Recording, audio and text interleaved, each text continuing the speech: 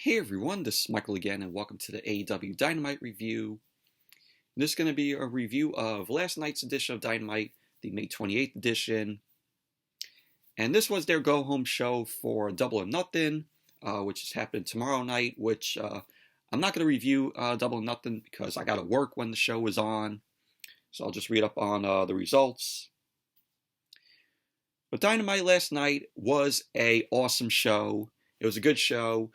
There was a full capacity crowd there at Daily's Place. I think it was maybe 5,000 fans, because I know Double or Nothing tomorrow night is going to be full capacity. They're going to have 5,000 fans in attendance at Daily's Place for the show. But it was great seeing fans back in attendance there, and just hearing them cheer was like music to my ears. It was like, we're getting back to normal after seeing the fans there cheering. But it was great to see that. But on Dynamite last night, we saw Darby Allin versus Cezar Bononi, Hangman Page versus Joey Janela. We had Jade Cargill in action, where she ended up taking on Kylian King. The TNT Championship was on the line, where Miro defended the title against Dante Martin. And we had Scorpio Sky and Ethan Page versus Evil Luno and Stu Grayson of the Dark Order. But overall, Dynamite last night, like I said, was an awesome, good show. And a lot better than SmackDown was last night. But overall, let's jump right into the review. So, Dynamite opened up last night with Darby Allin versus Cezar Bononi. Darby Allin, of course, came out along with Sting. We had Cezar Bononi end up coming out with Ryan Nemeth, Peter Avalon, and J.D. Drake. This was a good match here. Darby Allin was over with the crowd. He got a nice pop from the crowd as the match ended up starting. So Cezar Bononi ended up throwing some shots to Darby Allin's ribs, which were taped up. He tossed Darby Allin across the ring, and then he slammed Darby Allin on the top turnbuckle. Bononi ended up tossing Darby Allin back into the ring, and Bononi ended up going for a couple of pins, but Darby Allin ended up kicking out of them. So then Darby Allin was able to lock in a sleeper on Bononi. Darby Allin was throwing some punches, delivered a stunner and a shotgun drop kick to Bononi. Darby Allin then made his way up to the top and delivered the coffin drop, and he went for the cover. And there you go. Darby Allin ended up winning the match. Post-match, Darby Allin got on the mic, and he called out Ethan Page and Scorpio Sky. So Page and Sky end up making their way out. Scorpio Sky end up saying, "Oh, did everyone just expect them to come out in their fancy clothes and fight?" So he was like, "Grow up." So Scorpio Sky end up saying that at Double or Nothing, it will be the end of one legend and the beginning of two more. So then we had Bononi and Peter Avalon, Ryan Nemeth, and J.D. Drake. They end up attacking Darby Allin and Sting. Page and Scorpio Sky then ran into the ring. They were throwing some shots at them. Page ended up choking Darby Allin. Scorpio Sky then wrapped the chair around Sting's ankle. So Sky went to go stop on Sting's ankle with the chair, but then the Dark Order then ran out. The Dark Order then ran out and chased off Scorpio Sky and Ethan Page. So the Dark Order then ended up giving Darby Allin and Sting, a look at them, and they gave them a bunch of fist bumps, and that was that. So Darby Allin versus Cezar Bononi, it was a good match. Then we had Paul White. Paul White came out to host the Anthony Ogogo and Cody Rhodes weigh-in before the Double or Nothing match. Paul White ended up saying that he'll be out here to make sure that this is a serious weigh-in. He then introduced Anthony Ogogo, who made his way out. He came out along, of course, with QT Marshall, Aaron Solo, Nick Comoroto. So QT Marshall was on the mic, and the crowd was booing the hell out of QT Marshall. Marshall ended up saying that they shouldn't boo Paul White. So White then ended up telling QT Marshall to shut up and let's keep this moving. So then Paul White then introduced Cody Rhodes, who came out along with Nightmare Factory. You also saw Red Velvet, Lee Johnson, Arn Anderson, Dustin Rhodes. Paul White then ended up claiming both sides and asked them to save their fight for the pay-per-view.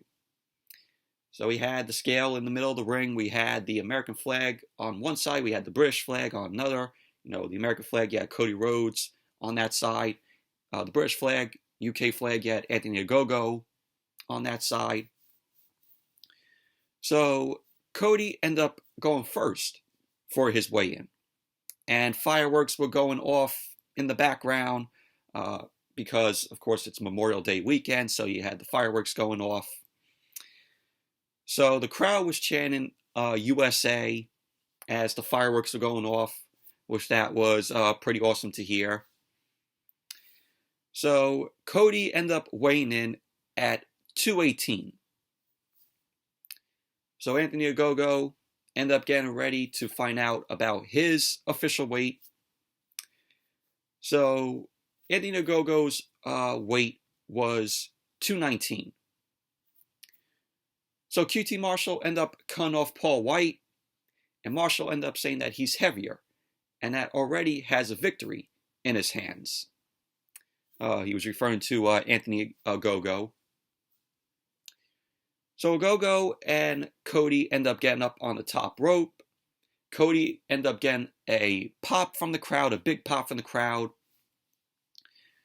So, Anthony Ogogo did the same thing. He got boos. So Rhodes ended up lunging at QT Marshall. He ended up sending his group out of the ring. Cody then took the mic, and he ended up thanking Paul White for hosting this weigh-in. And he tells the fans that he'll see them all at Double or Nothing. So that was that. But it was, okay weigh-in, in my opinion. I like that we had the fireworks, or hearing the fireworks go off in the background, and that crowd chanting USA.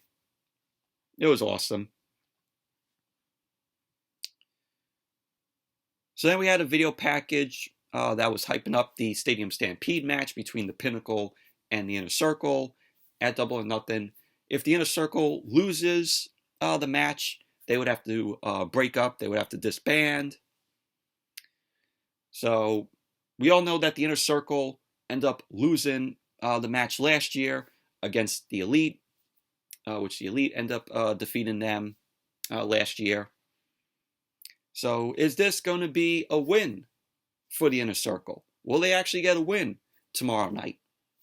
Or will this be another loss for them in a Stadium Stampede match? We'll have to wait and see. So, but it was a pretty decent video package. Then we went backstage and we saw Powerhouse Will Hobbs and Christian Cage battling. Christian Cage ended up getting sent into some equipment from Hobbs.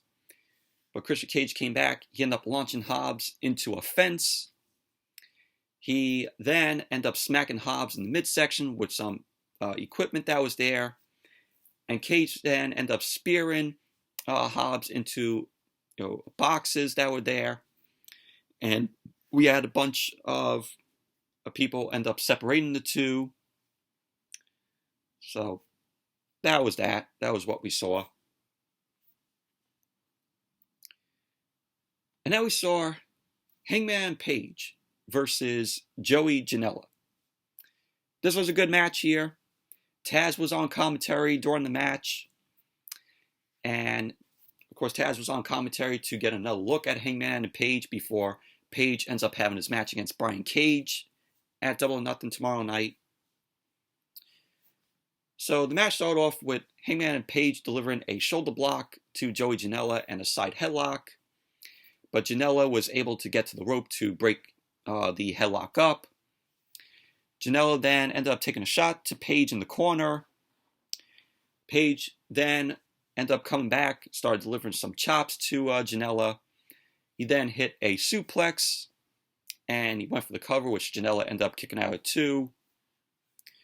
Page then tossed Janela out to the floor, and Page ended up going out to the floor. Janela got up on the ring apron.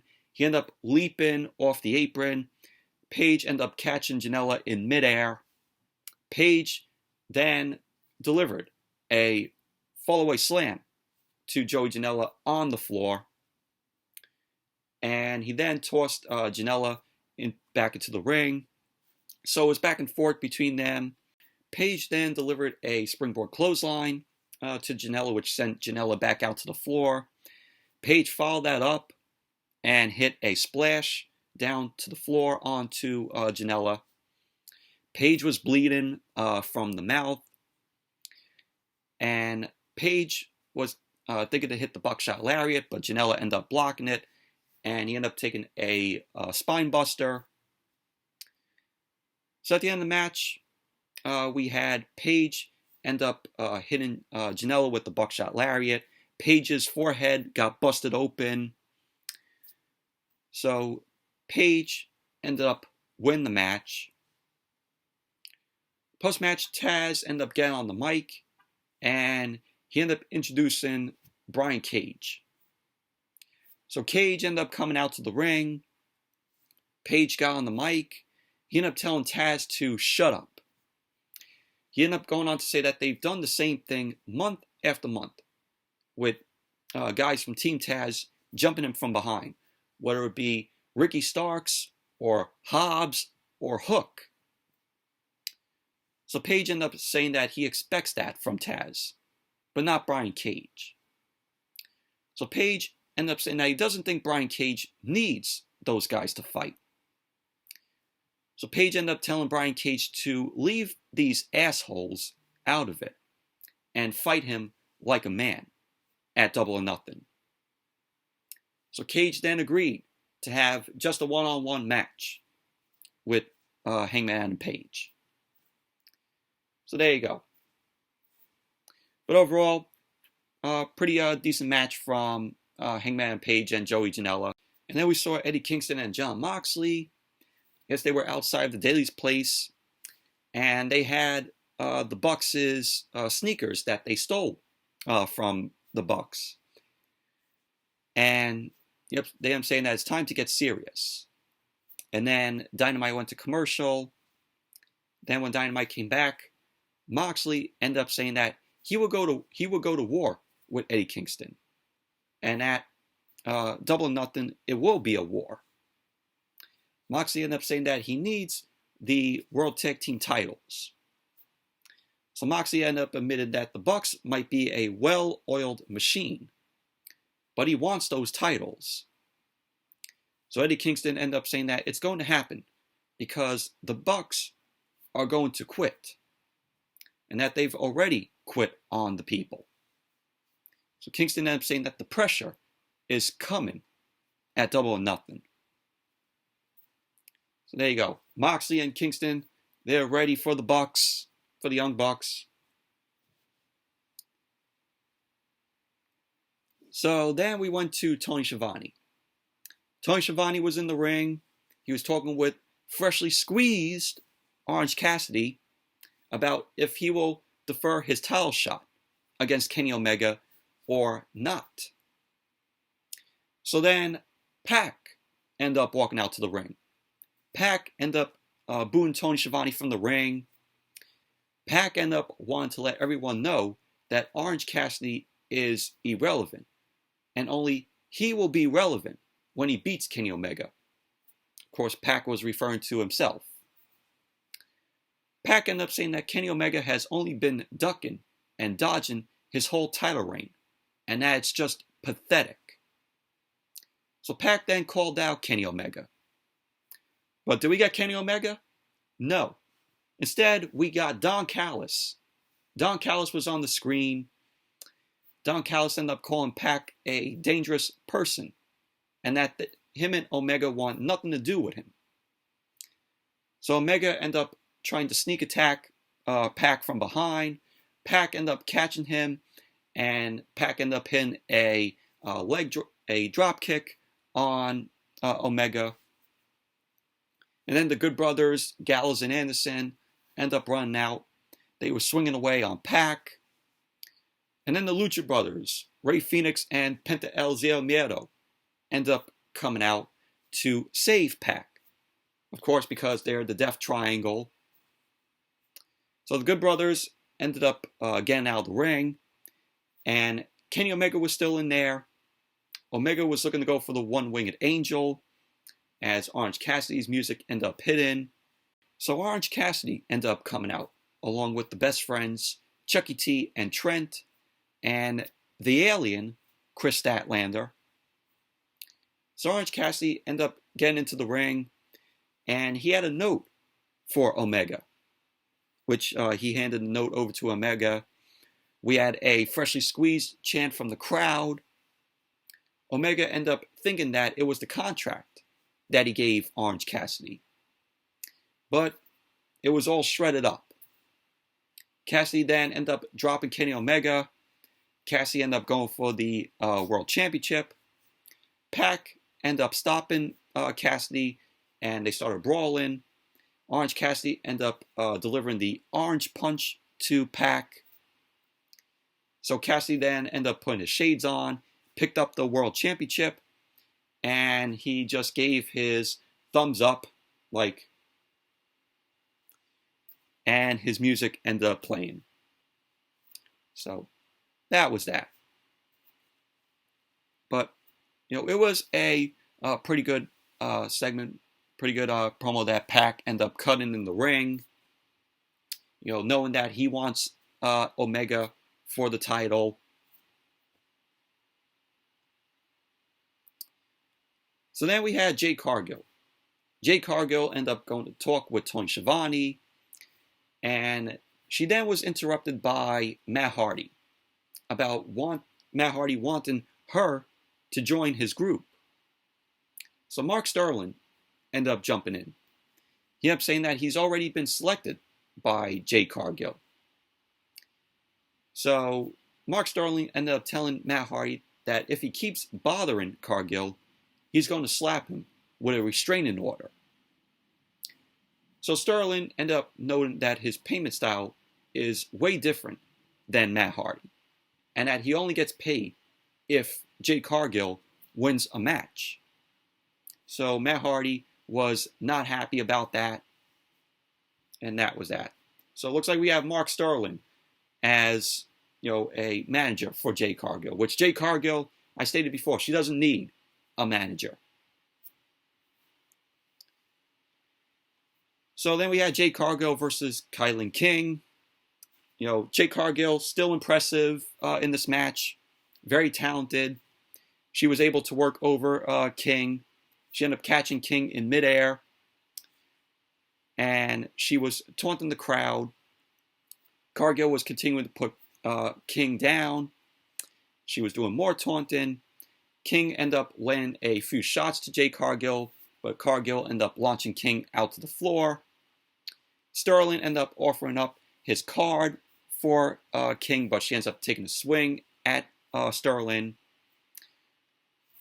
So we had Cargill ended up winning the match. So there you go. Jade Cargill wins. Still impressive. She's very talented, Jade Cargill. That's going to be your next AEW Women's World Champion after Britt Baker. I'll tell you that right now. As much as I would like to see it. But then Britt Baker would have to become a babyface, because Jade Cargill is a heel. So, I would love to see that title on Jade Cargill. after Britt Baker, which we already know Hikaru Shida is going to be dropping the title tomorrow night at Double or Nothing. That's my prediction. I think the title is going to be on Britt Baker tomorrow night because Hikaru Shida is champion for a year already. So then we had Jake Roberts backstage. Jake Roberts ended up saying that Dante Martin will be a great champion if he can actually win the TNT Championship. Lance Archer ended up cutting him off. Archer ended up saying that he doesn't want Martin and that he wants Miro at Double or Nothing. And Archer ended up saying that he's looking to take the TNT Championship off of Miro. So that was that. Then we have Miro versus Dante Martin, TNT Championship on the line. This was a very quick match. Miro was not in a good mood, as was shown because of what Lance Archer had to say. And he was throwing some shots at Dante Martin. Miro then ended up landing a belly-to-belly suplex to Martin. The crowd was chanting, "Miro is going to kill you," which was funny. They were chanting that to Dante Martin. And we had Miro end up doing a judo throw to Martin. He was looking to go for a splash, but Martin ended up moving out of the way. Dante Martin ended up delivering a shotgun drop kick to Miro. Went for the cover, which Miro ended up kicking out at 1. Miro then delivered a huge suplex to Dante Martin, which the suplex looked pretty cool. Miro then delivered a leaping kick, and then he ended up locking in the game over on Dante Martin. Martin ended up tapping out, so there you go. Miro ended up winning the match, retaining the TNT Championship. Post-match, we had Jake Roberts and Lance Archer. They end up heading out to the ramp. Roberts ended up saying that Lance Archer is focused and ready for Miro. He ended up saying that on Sunday, Miro's fairy tale comes to an end. So he ended up telling Miro to shut the fuck up. So Miro ended up getting on the mic. He ended up saying that Jake Roberts needs to shut up and that he needs Roberts to stop holding Lance Archer back. Roberts ended up finally telling Lance Archer to go get him, to go get Miro. Archer then ended up running out, and he nearly ended up hitting a choke slam on Miro. And he ended up getting a punch and a kick, which sent Miro out to the floor. So a bunch of referees got in the way to keep both Miro and Archer separated. And that was that. So then we had Tony Schiavone. Tony Schiavone ended up introducing Hikaru Shida because they were honoring her for her 1 year long reign as the AEW Women's World Champion. And Hikaru Shida also received the new Women's World Championship, which they touched it up, a bit. Looks fine. So Hikaru Shida ended up taking the mic, and she ended up saying that when she won the title, there were no fans in attendance. But they are back tonight, which she ended up saying. Hikaru Shida ended up saying that the title is for all the fans. And then Britt Baker's music ended up hitting. Britt Baker ended up making her way out to the stage. Baker ended up saying that she made a mistake earlier when she spoke with JR. Baker ended up saying that she had previously said that she was the face of the women's division. But when she wins the title, she'll be the face of a whole new era. She ended up saying that previous era was all about 316, and this one will be DMD, as what Britt Baker always does. But that was that.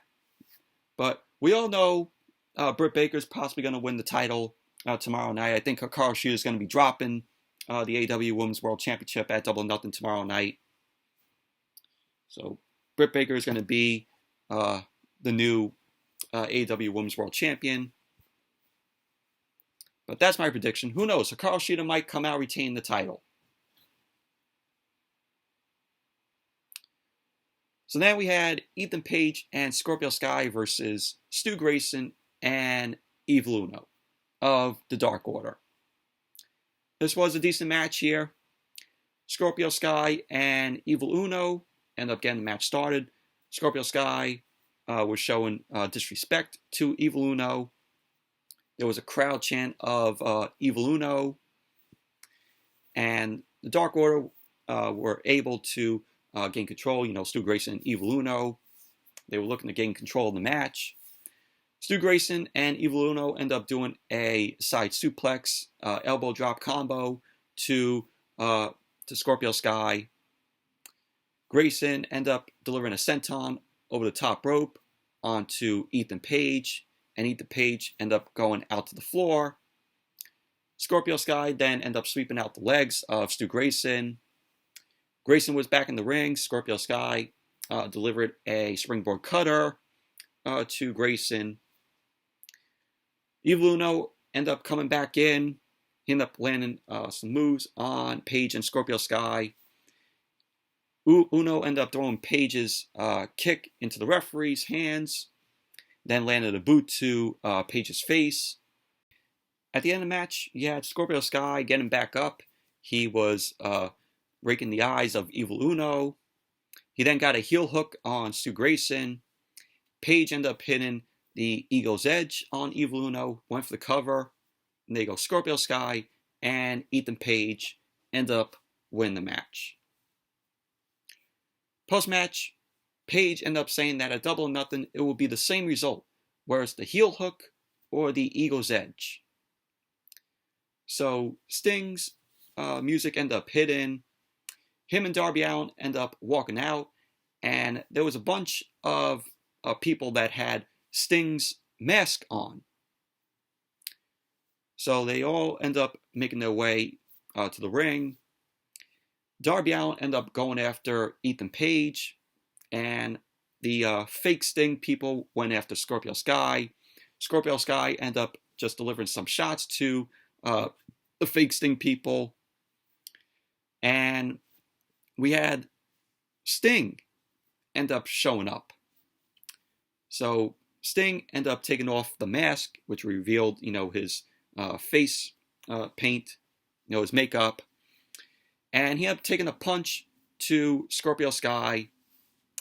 And he ended up running off both Page and Scorpio Sky.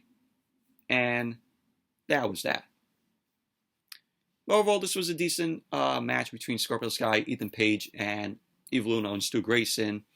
Like, the end here where you had the bunch of Sting people come out wearing Sting's mask. Thought that was pretty cool.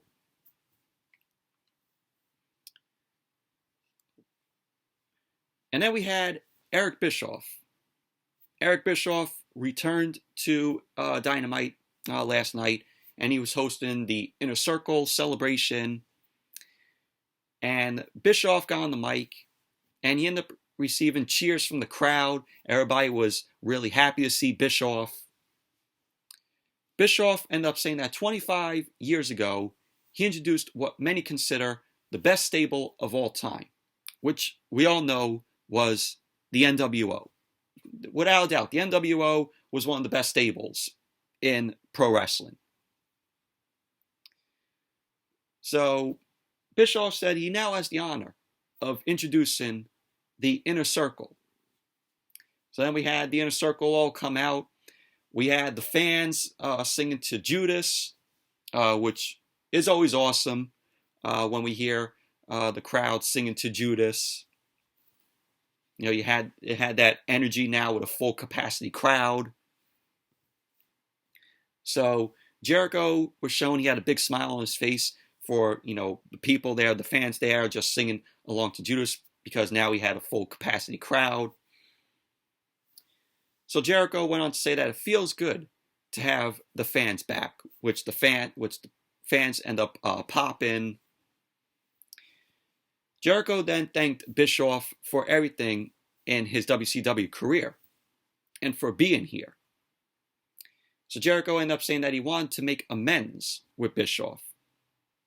And he ended up calling him in. Of course, he wanted to make amends with Bischoff because of the last time Bischoff was there and how he treated Bischoff. And we had a video package showing highlights from the Inner Circle's history. So I'm like, now that they showed this package, will this be a clue that the Inner Circle is going to disband tomorrow night at Double or Nothing? Well, we had a video package and we saw a bunch of highlights from their history, from the Inner Circle's history, when they first formed. You already know that they're probably going to disband tomorrow night. We already know that the Pinnacle is going to come out victorious in that Stadium Stampede match. But we'll have to wait and see. That's my prediction. So Santana got on the mic. Santana ended up saying that they have been through a lot of shit. He ended up saying that they helped carry the company throughout this pandemic and that they're glad to have the fans back. He ended up saying that if this is their last dance, he wouldn't have it any other way and in front of all the fans.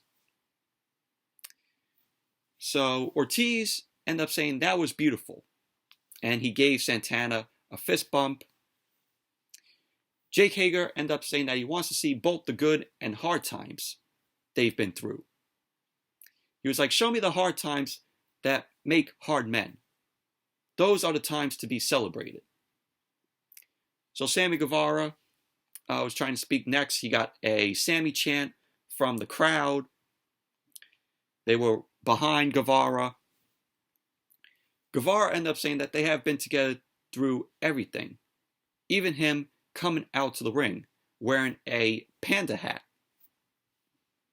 He ended up saying that there was a time when they didn't have his back and that he didn't like it. He ended up saying that he will do everything he can to make sure it doesn't happen again.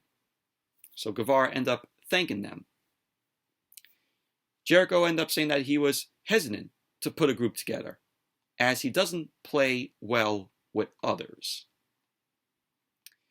He then went on to say that he then saw a photo of them together and they felt like that they looked like a bunch of badasses. He ended up saying that at Double or Nothing, it will be a battle, a war, and that they will go down in a blaze of glory. So Jericho went on to say that this is the last time. He tells all of them in the Inner Circle, Guevara, Hager, Santana, Ortiz, that he loves them. So we had the group end up hugging. They flip off the camera. And then we had MJF. MJF was shown on the screen. MJF was mocking their promos as he was standing in the TIAA bank field. And Wardlow was shown standing behind MJF. MJF then ended up asking Wardlow a question. And then he ended up asking Dean Malenko. So we see Dean Malenko was tied up to the goalpost and was beat up. So MJF then told the Inner Circle that they better get over to the stadium, the TIAA bank field, before Malenko goes out cold. So the Inner Circle then rushed out of the ring. They ran to the TIAA bank field and they were blindsided by the Pinnacle. So the group was beat down by the Pinnacle and they were brought into the TIAA bank field. FTR was shown. They end up hitting pile drivers to Santana and Ortiz through two tables that were set up. So MJF was yelling at the camera, and he ended up saying, when you are in the Pinnacle, you are always on top. So the Pinnacle ended up putting their hands together, and all the Inner Circle was completely laid out.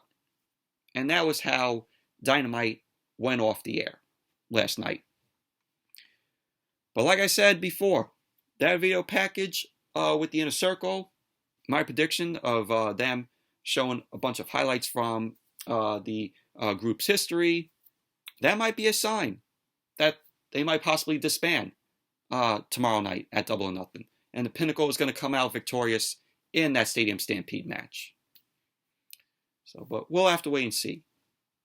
But overall, Dynamite last night was an awesome show. It was a good show. It was great to see fans back in attendance, a full capacity crowd there. So it was just awesome. So anyways, that's it for my review of last night's Dynamite. Thank you all for watching.